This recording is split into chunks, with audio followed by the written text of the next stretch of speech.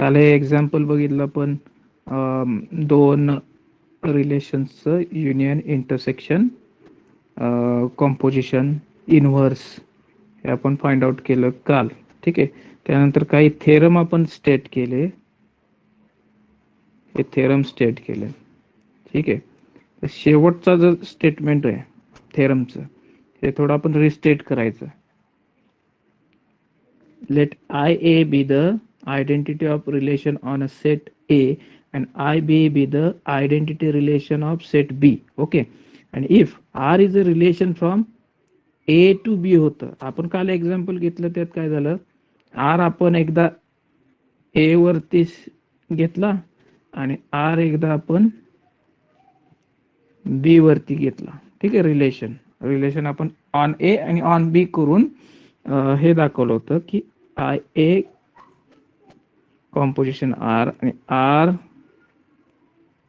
IA equal to R, आणि IB R equal to R IB equal to R. पण ह्या दोन्ही वेळा आपण R घेत असताना आपण R पहिलं जे आहे एक नंबर मी देतोय ते एक नंबर आपण दाखवलं, पण तिथं R is relation on A घेतलं होतं, बरोबर आहे. आणि दोन नंबरचं काय इक्वॅलिटी घेताना काय केलं, R is a relation on B. ह्या कंडिशनसाठी हे दोन्ही ठीक आहे. ओके. परंतु स्टेटमेंट मध्ये आपल्याला इथं काय दिलंय की IA identity relation on A आणि IB with identity relation on B आहे. ठीक आहे. बट R काय, R is a relation from A to B, म्हणजे R is a subset of A cross B. हे असं आहे. त्यामुळे आपल्याला हे असं ठेवून चालणार नाही. इथं A टू B आहे. On A R is relation on A आणि ऑन B घेतलं तर मग ह्या दोन जे इक्वलिटी आपण लिहिल्या होत्या त्या बरोबर होत्या. ठीक आहे. पण आता इथं तसं नाही. ठीक आहे. त्यावेळी आपण तसं कन्सिडर केलेलं, पण स्टेटमेंट हे चेंज केलंय. आपल्या स्टडी मटेरियल मध्ये पण मी ते पीडीएफ बदललेली आहे.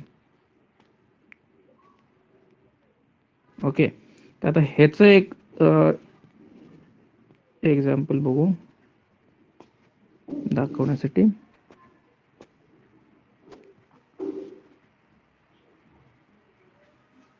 सपोज A इक्वल टू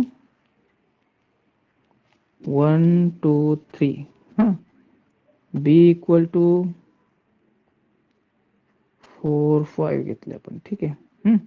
आता IA काय होईल, I is a relation on A. Okay. म्हणजे IA is subset of A cross A. यात कुठले एलिमेंट येणार, 1 1 2 2. आयडेंटिटी फंक्शन असतं ना ते सेम तसंच 3 3. ओके. आणि IB मध्ये काय येणार आहे, तर 4 4 5 5. ठीक आहे. आता R जर आपण रिलेशन घेतलं कसं, A to B, A to B, R is subset of A cross B. आता R आपण समजा 1 4 1 5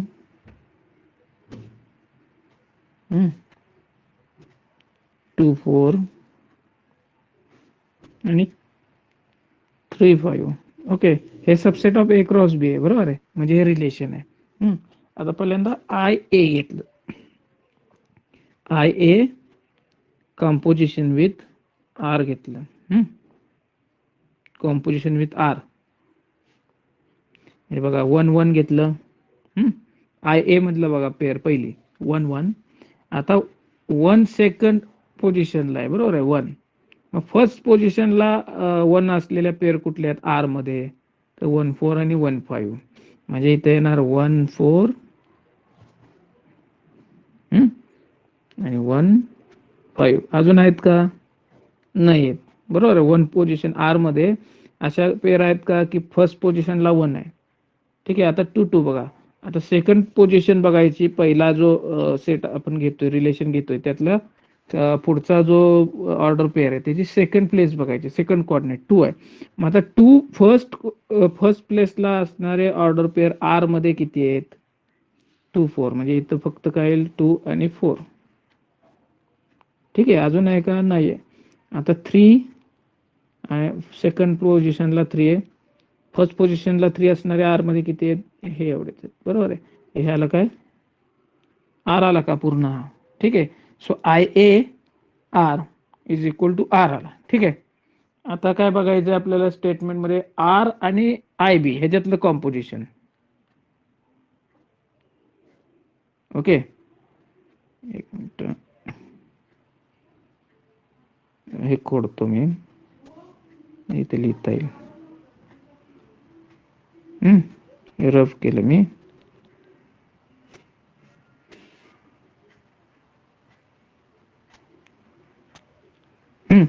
आता काय बघायचं आपल्याला स्टेटमेंट मध्ये? R composition with I B. R second पोझिशनला 4 आहे. ठीक आहे, आर मधला पहिला ऑर्डर पेअर. मग आय बी मध्ये फर्स्ट प्लेसला 4 असणारे किती आहेत? हे 4 4 आहे. म्हणजे काय आलं? हे 1 4 आलं, बरोबर आहे. ठीक आहे. पुन्हा सेकंड कोऑर्डिनेट बघितला, आर मधला 5 आहे, बरोबर आहे. सेकंड ऑर्डर पेअर मध्ये सेकंड प्लेसला 5 आहे. मग असे किती एलिमेंट आहेत आय बी मध्ये? फर्स्ट प्लेसला 5 असणारे एवढंच आहे, बरोबर आहे. 5 5 म्हणजे 1 5 आलं. ठीक आहे. आता पुढची बघू. 2 4 सेकंड प्लेसला 4 आहे, फर्स्ट प्लेसला 4 असणारे किती एलिमेंट आहेत आय बी मध्ये? एकच आहे, म्हणजे 2 4 आलं, बरोबर आहे. आता पुढे पुढे आहे का? नाही. आता 3 सेकंड प्लेसला 5 म्हणजे 3 5 इक्वल टू काय आलं? हे सगळं हे आर आलं पूर्ण. ठीक आहे. ओके, म्हणजे आपण दाखवलं काय? R I B equal to I A R equal to R, हे आपण दाखवलं. ठीक आहे. गेल्या वेळेस आपण एक्झाम्पल वेगळंच घेतलं होतं आणि स्टेटमेंटमध्ये पण ते दोन इक्वॅलिटी नको होत्या, कारण आर काय आहे? ए टू बी आहे, एकच रिलेशन आहे. बी वरती एक आणि ए वरती एक असं नाहीये. ठीक आहे, तर हे त्याचा एक्झाम्पल झाला. लक्षात आलं का? कॉम्पोजिशनची डेफिनेशन लक्षात आहे ना? कॉम्पोजिशन काय आहे? कॉम्पोजिशन समजा R1 आणि R2 हे दोन रिलेशन आहेत, ह्याच्यामध्ये AC ही ऑर्डर पेअर येईल कधी? Such that suppose for some AB belongs to R1 and BC belongs to R2 for some B, बरोबर आहे. हे आपण कनेक्ट करतो बघा. आर मधला सेकंड प्लेसला बघतो आणि R2 मधल्या फर्स्ट प्लेसला बघतो, जॉईन होतंय का? ते होतंय, तेव्हा AC आपण फॉर्म करतो. ठीक आहे.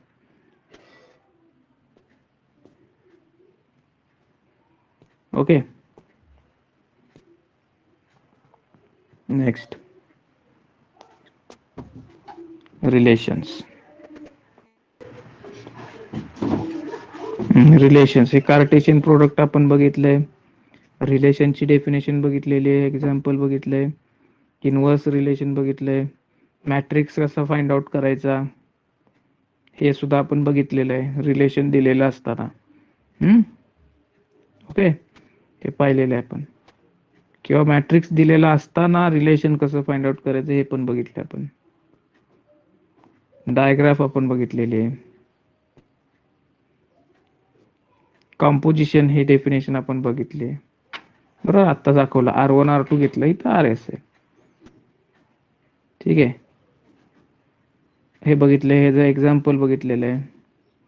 त्यानंतर हे बुलियन मॅट्रिक्स यूज करून युनियन, इंटरसेक्शन, कॉम्पोजिशन आणि inverse of relation he definition सुद्धा बघितली होती आणि एक्झाम्पल सुद्धा मी नोटबुक वरती करून तुम्हाला दाखवलं.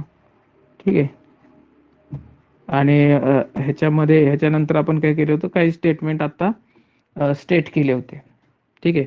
आता टाइप्स ऑफ रिलेशनचे टाइप्स काय आहेत? आता इथून पुढे आपण काय करायचंय? एका सेटवरतीच रिलेशन घेतलंय बघा. Let A be a set and R be a relation on A, म्हणजेच काय? R is a subset of A cross A.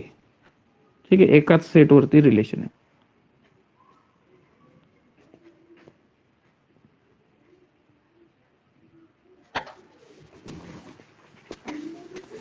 Okay, तर पहिलं बघा, a relation R on a set A is said to be reflexive if AA belongs to R for every A belongs to A.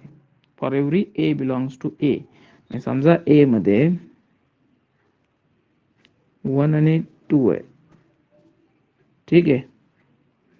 तर R मध्ये समजा 1 1 आहे, 2 2 आहे आणि 1 2 आहे, म्हणजे हा पूर्ण A क्रॉस Aच आहे.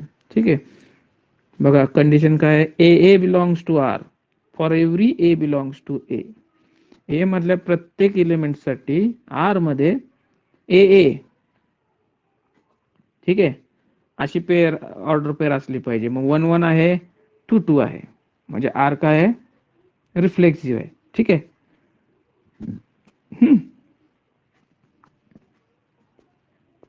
लक्षात. Relation R on a set A is said to be irreflexive if A not belongs to R for every A belongs to A. म्हणजे अशी ऑर्डर पेअर नसली पाहिजे आर मध्ये. For every A belongs to, म्हणजे प्रत्येक, समजा ए equal to, समजा ए equal to 1 2 3 आहे, ठीक आहे, आणि R equal to 1 2 1 3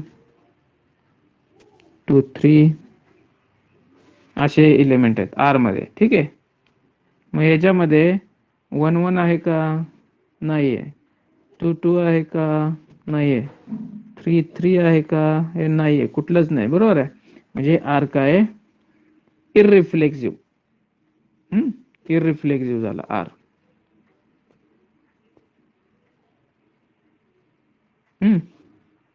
A relation R on set A is said to be non-reflexive if it is neither reflexive nor irreflexive.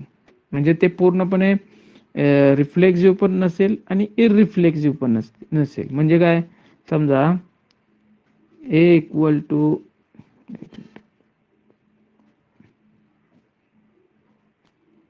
A 1 2 3 हा, आणि आर मध्ये समजा 1 1 1 आहे, ठीक आहे, 1 1 आहे,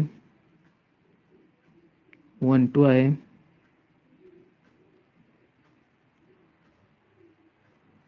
1 3 आहे, 2 2 आहे. ठीक आहे, आता ह्याच्यात रिफ्लेक्टिव्हची डेफिनेशन बघा. For every A belongs to R.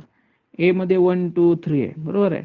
आता ह्या आर मध्ये 1 1 आहे, 2 2 आहे, पण 3 3 नाहीये.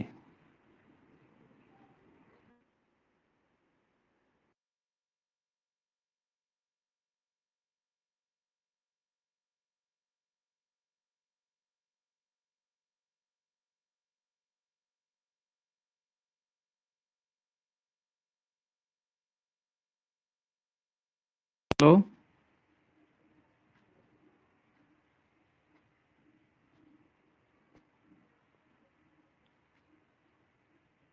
हॅलो, आवाज येतोय माझा?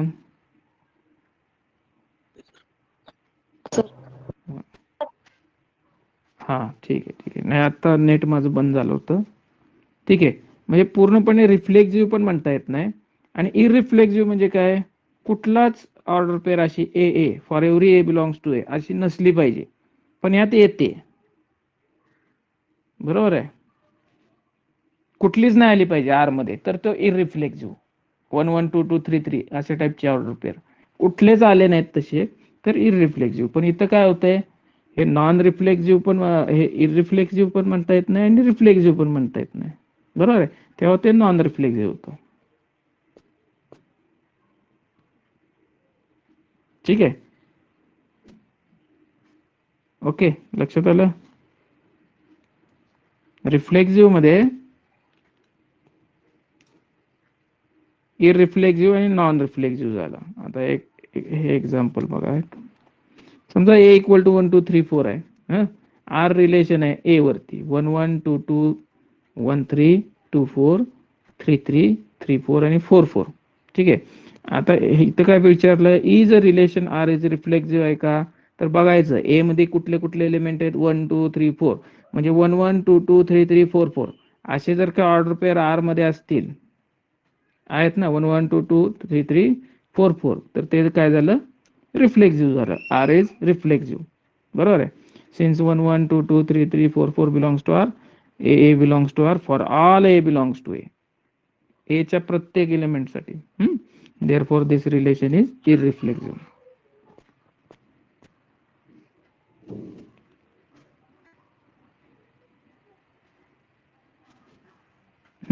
आता बघा पुढचं रिलेशनची डेफिनेशन दिले. सेट दिलाय झेड. झेड म्हणजे कुठला सेट? इंटिजर्सचा, म्हणजे 0 plus minus 1 plus minus 2 plus minus 3 dash dash dash. आणि रिलेशन डिफाईन कसं केलंय बघा. Relation R is define by R equal to A such that A is less than or equal to B, show that R is reflexive. आता हे सरळ सरळ आहे की प्रत्येक संख्या आपण अशी लिहू शकतो का नाही, 1 is less than equal to 1, कारण इक्वॅलिटी पण आहे तिथं. बरोबर आहे. 2 is less than equal to 2. ठीक आहे. तसंच -2 is less than equal to -1. बरोबर आहे. किंवा -1 is less than equal to -1. म्हणजे प्रत्येक एलिमेंटला हे लागू होतंय ना. म्हणजे प्रत्येक वेळा ए काय होईल, आर मध्ये येणारच आहे. For all A belongs to, for all A belongs to Z. बरोबर आहे. लक्षात येते. त्यामुळे हे रिलेशन रिफ्लेक्सिव्ह आहे. We know that A is less than equal to A for all A belongs to Z. Therefore A belongs to R for all A belongs to Z. Therefore R is reflexive. लक्षात आलं का? ठीक आहे. पुढचं बघा. ए दिलाय 1 2 3, R दिलाय 1 2 2 2 3 1 1 3. Is the relation R is reflexive or irreflexive. आता इथं बघा,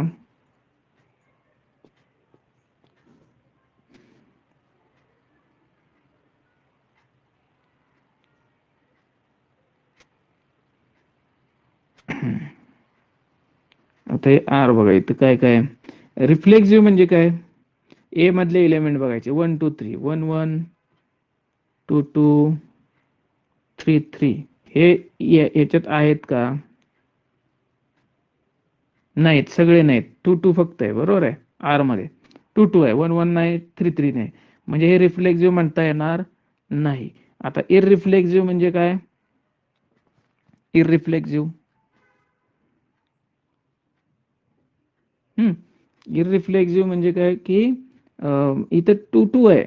बरोबर आहे. अशा पेर आल्याच नाही पाहिजेत 2 2 for all A belongs to A. बरोबर आहे. पण 2 2 आलंय. बरोबर आहे. बट 1 1 आणि 3 3 नाहीये. बरोबर आहे. म्हणजे हे इररिफ्लेक्सिव्ह पण नाहीये. बरोबर आहे. त्यामुळे हे काय झालं, नॉन रिफ्लेक्सिव्ह. लक्षात येते का? 2 2 belongs to R but 1 1 3 3 is not belongs to R. Thus A belongs to not belongs to R for every A belongs to R. बरोबर आहे. प्रत्येकासाठी होत नाही. Hence the relation R is not reflexive. Again since A not belongs to R for some A belongs to A, the relation is not irreflexive. त्यामुळे पूर्णपणे हे irreflexive पण नाही म्हणता येत. नॉट इररिफ्लेक्सिव्ह. प्रत्येकाला प्रत्येक ए मधली असं होत नाही ना. Belongs to not belongs to R आहे. फॉर सम आलाय. For some. फॉर सम का म्हटलंय? कारण जर 2 2 आहे, काही आहेत काही नाही आहेत. Thus the relation R is neither reflexive nor irreflexive. So R is non-reflexive. लक्षात येते.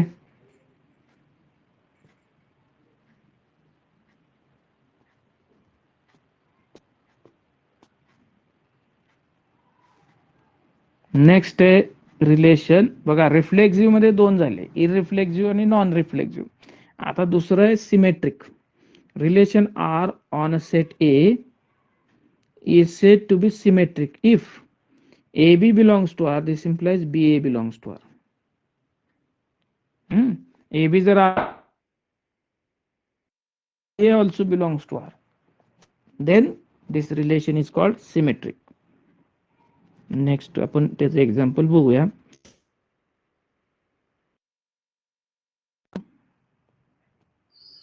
A relation R on a set A is said to be antisymmetric.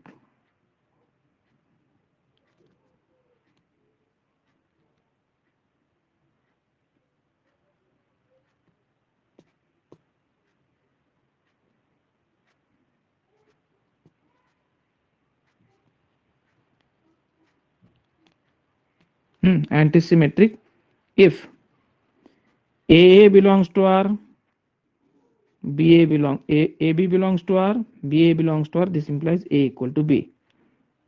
असं असेल तर ते झालं antisymmetric. And relation R on a set A is said to be asymmetric. Asymmetric if AB belongs to R, this implies BA not belongs to R. बघा, ही relation ए वरचं पहिलं आणि शेवटचं बघा. ठीक आहे, असिमेट्रिक म्हणायचं. आता याचं एक्झाम्पल बघू.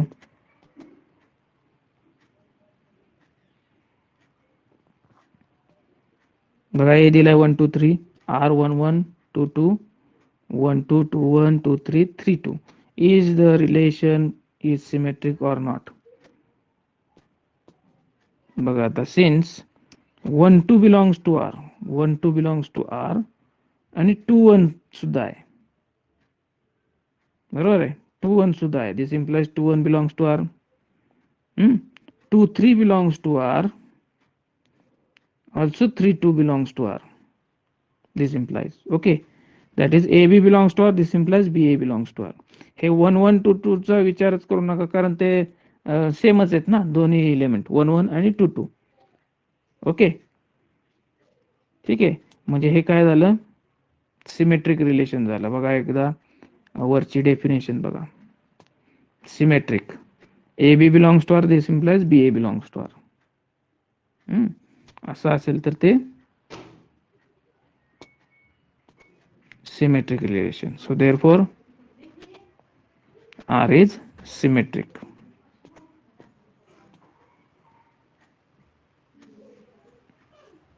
Next example बघा. Let S be the set of all straight lines in a plane. S कसा सेट आहे? Set of all straight lines in a plane. एका प्लेन मध्ये, समजा XY प्लेन असेल, त्याच्यातल्या कलेक्ट केल्यात कुठं, एस सेट मध्ये कलेक्ट केल्यात स्ट्रेट लाइन्स. ओके, रिलेशन कसं डिफाइन केलंय? Define a relation R A B. A आणि बी काय आहेत? लाइन्स आहेत. ठीक आहे, A B, A comma B. A is parallel to B where A B belongs to S, where A B belongs to S, S मध्ये असणाऱ्या line. तर हे रिलेशन काय आहे?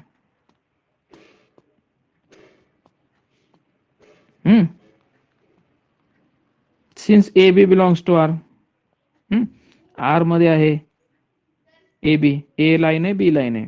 आणि आर रिलेशन कसं आहे? कुठल्या लाईन्स आहेत आर मध्ये? ज्या पॅरलल आहेत, बरोबर आहे, ज्या एकमेकांना पॅरलल आहेत अशा ऑर्डर पेअर कलेक्ट केल्यात. ऑर्डर पेअर म्हणजे काय? ए, त्या स्ट्रेट लाईनच आहेत, ए आणि बी लाईनच आहेत. ठीक आहे, पण त्या आर मध्ये कधी येतील? जर त्या पॅरलल असतील, बरोबर आहे. मग A B belongs to R ज्यावेळी म्हणतो तेव्हा आरच्या डेफिनेशन नुसार A is parallel to B, बरोबर आहे. आता समजा या दोन लाईन काढतो मी, ही ए, ही बी आहे, बरोबर आहे. आता ए पॅरलल टू बी, एक मिनिट, ए पॅरलल टू बी ए, बरोबर आहे, ए पॅरलल टू बी ए. पण आपण असं नाही ना म्हणू शकत बी इज नॉट पॅरलल टू ए. एक लाईन दुसऱ्या लाईनला पॅरलल असेल तर दुसरी लाईन ही पहिल्याला पॅरलल असणारच ना, बरोबर आहे. म्हणजे बी पॅरलल टू ए आहेच ना. This implies B parallel to A. So BA belongs to R. Also BA belongs to R. Okay, मग झाली ना कंडिशन सॅटिस्फाय सिमेट्रिकची. A B belongs to R, this implies B A belongs to R for all A B belongs to S. So this relation R is symmetric. लक्षात येते?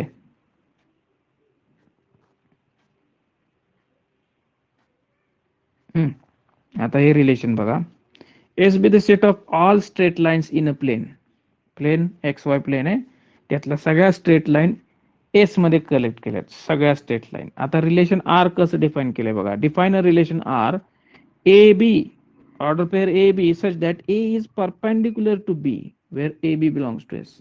S मधल्याच straight line घेतल्यात, ठीक आहे, ए बी, आणि R मध्ये कुठल्या आहेत, ज्या परपेंडिक्युलर आहेत. A is perpendicular to B असेल तर A B belongs to R आहे, ठीक आहे. आता हे रिलेशन सिमेट्रिक आहे का? आता समजा आपण म्हणतोय A B belongs to R, याचा अर्थ काय झाला, ए लाईन ही बी ला परपेंडिक्युलर आहे. समजा ही बी आहे, ही बी आहे, ठीक आहे, आणि ही ए आहे, बरोबर आहे. या सिच्युएशन नुसार ए इज परपेंडिक्युलर टू बी आहे, ठीक आहे. कदाचित ह्या अशा इंटरसेक्ट पण करत असतील. ओके, मग आता ए इज परपेंडिक्युलर टू बी म्हणतोय, त्यावेळी बी इज नॉट परपेंडिक्युलर टू ए असेल का? नाही, बी सुद्धा ए ला परपेंडिक्युलर असणार आहे, बरोबर आहे. So A B belongs to R, this implies A is, since A B belongs to R, A is perpendicular to B, so this implies b is perpendicular to a, so ba belongs to r, thus ab belongs to r, this implies ba belongs to r for ab belongs to s. म्हणजे हे काय झालं, symmetric झालं. The relation R is symmetric.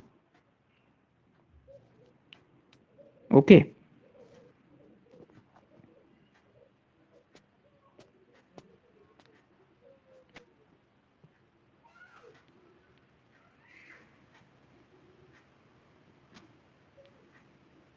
next, a relation R on a set A is said to be transitive if AB belongs to R and BC belongs to R.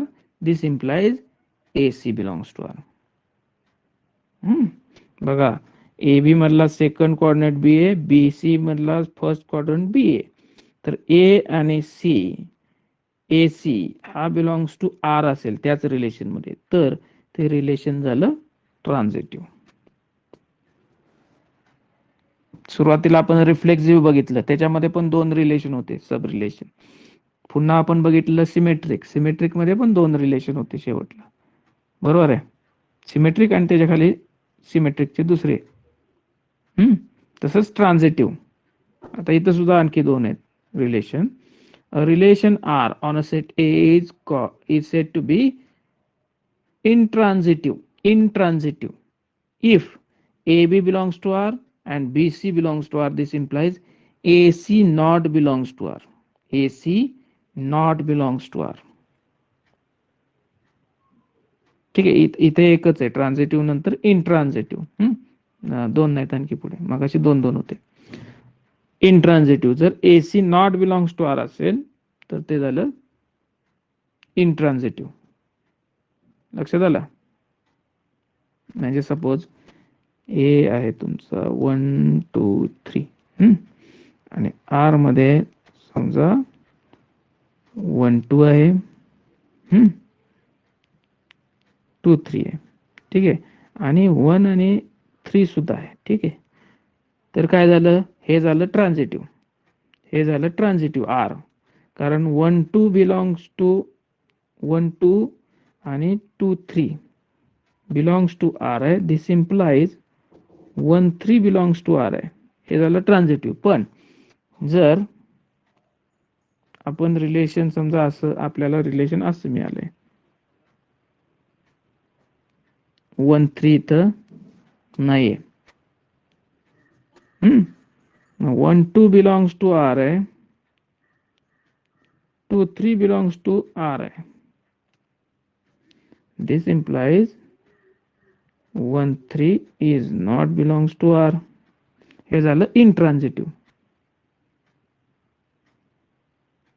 ठीक आहे, intransitive झालं. लक्षात आलं. Next important definition: a relation R on a set A is said to be equivalence relation. Equivalence relation if that relation R is reflexive, symmetric आणि transitive. जे relation ह्या तिन्ही रिलेशनच्या condition satisfy करतात, म्हणजे जे रिलेशन रिफ्लेक्सिव्ह असेल, symmetric असेल, ट्रान्झिटिव्ह असेल, त्याला म्हणायचं इक्विव्हॅलन्स रिलेशन. ओके. आणि जे relation, suppose a relation R on a set A is said to be an order relation or partial ordering relation if it is reflexive, antisymmetric and transitive. Symmetric, जिथं इक्वालन्स relation मध्ये आपण symmetric म्हणतोय, तिथं अँटीसिमेट्रिक जर असेल तर ते रिलेशन ऑर्डर रिलेशन किंवा पार्शियल ऑर्डरिंग रिलेशन असं त्याला म्हणायचं. ठीक आहे.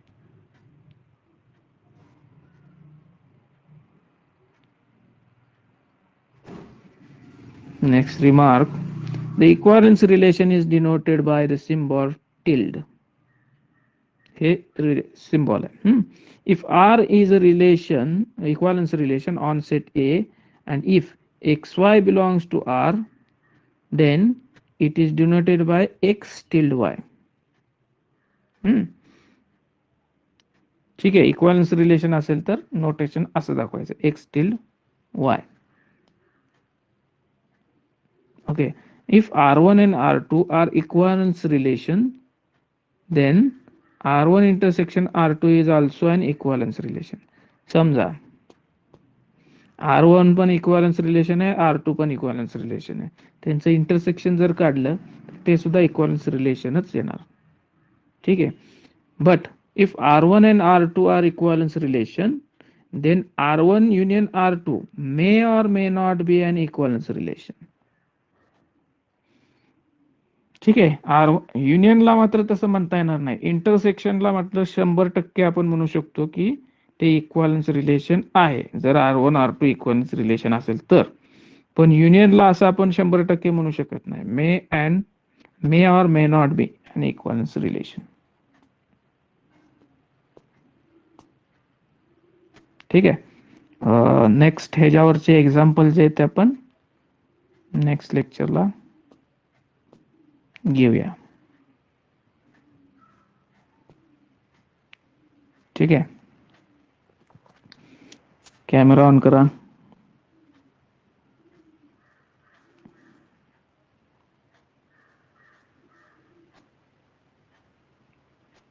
तुमचे कॅमेरे ऑन करा.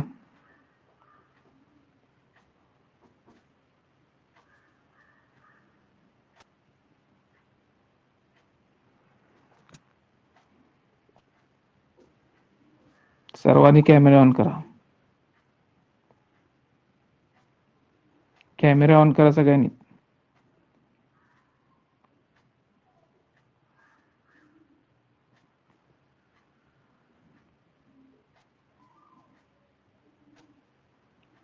ठीक आहे, थांबूया आज इथे. नेक्स्ट लेक्चरला नेक्स्ट एक्झाम्पल घेऊ.